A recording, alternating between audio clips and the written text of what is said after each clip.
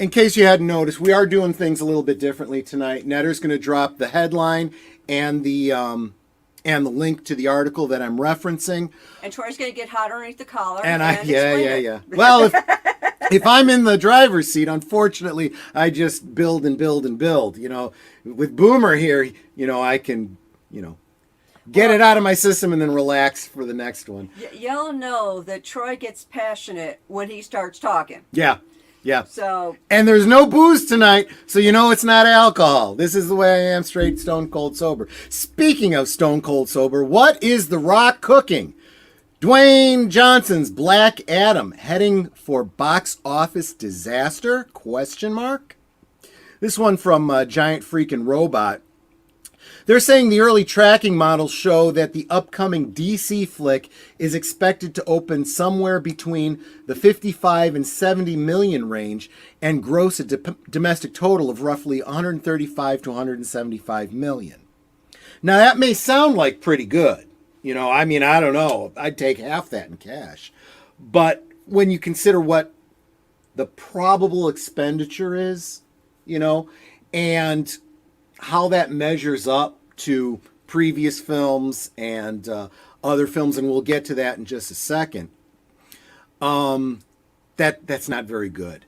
And also, when you look at this kind of these tracking models, they tend to actually estimate pretty high, so it may actually be worse than that.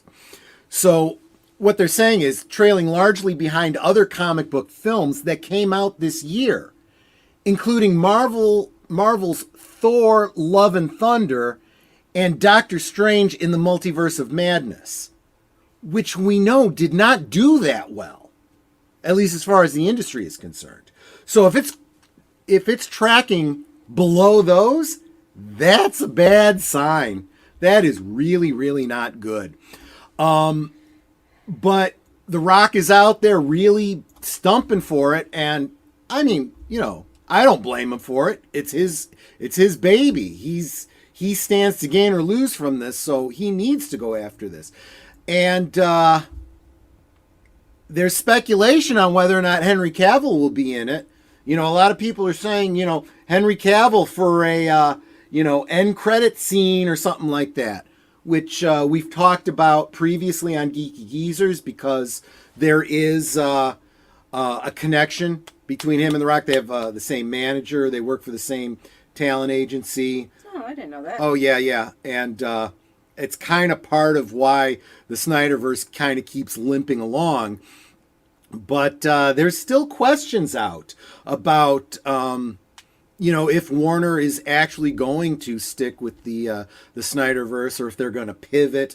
And if you want to know more about the potential for pivoting in a franchise like this, check out the most recent clip from Midnight's Edge, where they talk about things like they used the example of Star Trek. When they put out Star Trek the motion picture, it did so poorly and was rated so low that they did a major pivot with the franchise for Star Trek II: The Wrath of Khan, which ended up being their watermark, you know, and they were chasing it ever since. I think they learned some bad lessons from it too. They misunderstood why something was successful, which also happens to be a recurring problem in Hollywood, I think. But so there's no certainty on whether or not Henry Cavill will be there. Is that a big draw?